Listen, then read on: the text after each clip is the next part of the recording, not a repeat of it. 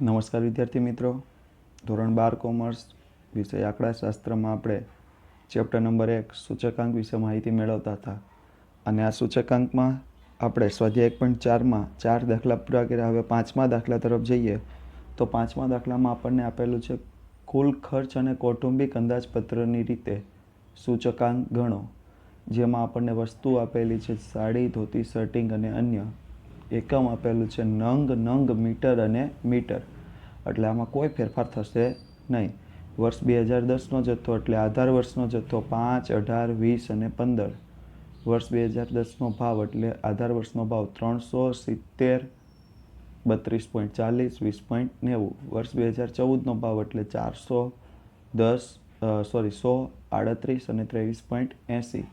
તો હવે આપણે સૌપ્રથમ કુલ ખર્ચની રીતે સૂચકાંક ગણીએ તો અંદર ધ્યાન આપો તો આપણે સૌપ્રથમ લખીએ કુલ ખર્ચની રીત. હવે આ કુલ ખર્ચની રીત મુજબ પહેલું શું આવશે તો કે સૌપ્રથમ આવશે વસ્તુ. કેટલી વસ્તુ છે? 4. સાડી,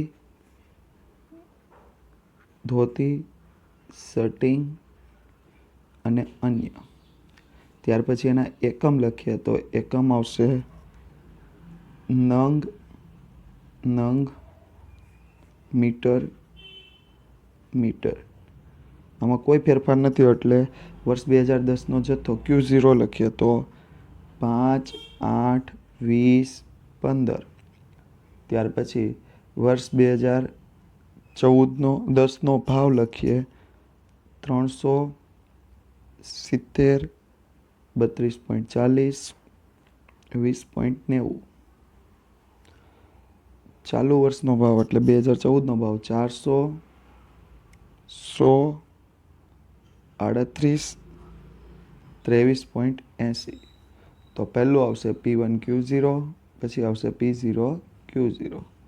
તો P1 Q0 એટલે 400 ગુણ્યા 5 2000, 300 ગુણ્યા 5 એટલે 1500, 100 ગુણ્યા 8 એટલે 800, 70 ગુણ્યા 8 એટલે 560.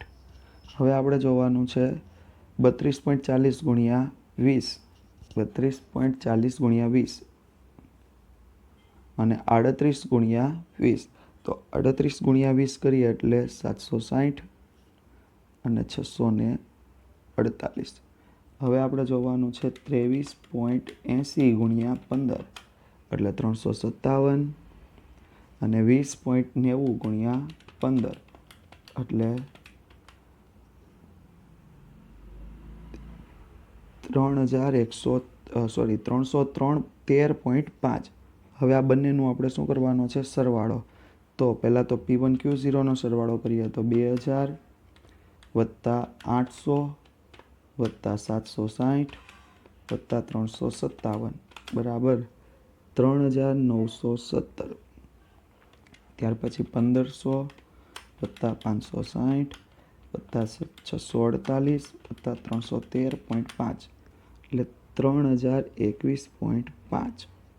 તો આપણે કુલ ખર્ચની રીતનું કોષ્ટક થઈ ગયું. હવે આપણે આગળ દાખલો ગણીએ તો લખીએ કુલ ખર્ચની રીતે સૂચકાંક બરાબર સિગ્મા P1 Q0 છેદમાં સિગ્મા P0 Q0 ગુણ્યા 100. 3917, 3021.5 ગુણ્યા 100. તો 3917 ભાગ્યા 3021.5 ગુણ્યા 100 બરાબર 129.64. આ શું આવ્યો? સૂચકાંક. તો આપણે અર્થઘટનમાં લખવું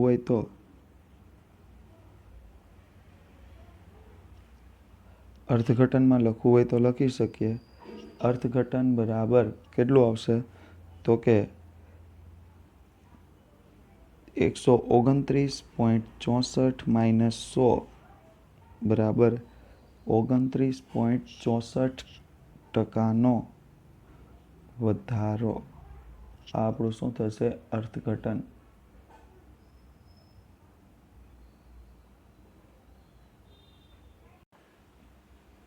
હવે આપણે કૌટુંબિક અંદાજપત્રની રીતે મેળવવાનું છે સૂચકાંક. તો કૌટુંબિક અંદાજપત્રની રીત. તો આ કૌટુંબિક અંદાજપત્રની રીત માટે આપણે એક એક વસ્તુ લખીએ. તો પહેલા વસ્તુ સાડી, ધોતી, શર્ટિંગ અને અન્ય. કૌટુંબિક અંદાજપત્રની રીતે.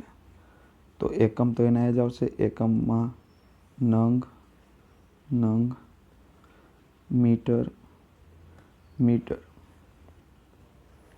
Q0ની વાત કરીએ તો 5, 8, 20, 15. P0ની વાત કરીએ તો 300, 70, 32.40, 20.90. P1ની વાત કરીએ તો 400, 100, 38, 23.80. તો આની વાત કરીએ તો P1 છેદમાં P0 ગુણ્યા 100.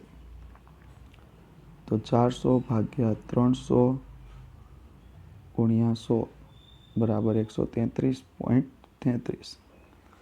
100 ભાગ્યા 70 ગુણ્યા 100. તો 100 ભાગ્યા 70 ગુણ્યા 100 તો કેટલા આવશે? 100 ગુણ્યા 100 ભાગ્યા 70 બરાબર 142.86. ત્યાર પછી આપણે વાત કરીએ તો 38 ભાગ્યા 32.40 ગુણ્યા 100. 38 ભાગ્યા 32.40 ગુણ્યા 100 બરાબર કેટલા આવશે? તો આપણે લેવાના છે 117.28. ત્યાર પછી 23.80 ભાગ્યા 20.90 ગુણ્યા 100. તો 23.80 ગુણ્યા 100 ભાગ્યા 20.90 બરાબર 113.86. હવે આપણે મેળવવાનું છે W. એટલે આપણને ખબર છે શું આવશે? P0, Q0. તો ઉપર આપણે મેળવું તો એ જ રીતે 300 ગુણ્યા 5 એટલે 1500, 70 ગુણ્યા 8 એટલે 560, 32.40 ગુણ્યા 20 એટલે 648, 20.90 ગુણ્યા 15 એટલે 313.5, ટોટલ 3021.5. હજુ આપણે એક વસ્તુ મેળવવાની IW. તો IW અહીંયા આપણે મેળવીએ તો કેટલા આવશે? તો કે 133.33 ગુણ્યા 1500. 133.33 ગુણ્યા 1500 બરાબર 1,99,995. 560 ગુણ્યા 142.86 બરાબર 80,001.6. 648 ગુણ્યા 117.28 બરાબર 75,997.44.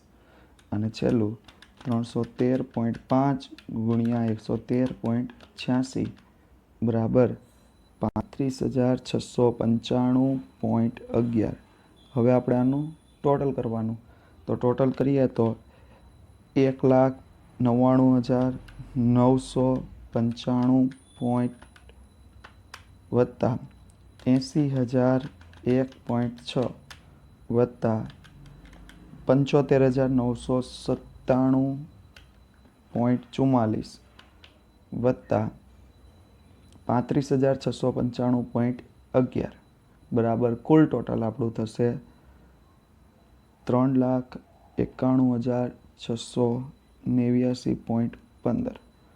તો સૂચકાંક આપણે અહીંયા જ મેળવ્યા. તો સૂચકાંક શું આવશે? તો કે સિગ્મા IW છેદમાં સિગ્મા W બરાબર 3,91,689.15 છેદમાં 3,021.5 બરાબર 129.64. તો આનું પણ અર્થઘટન એ જ રીતે થશે જે આપણે ઉપર કર્યું. બરાબર. તો આપણા માટે સૂચકાંક 129.64.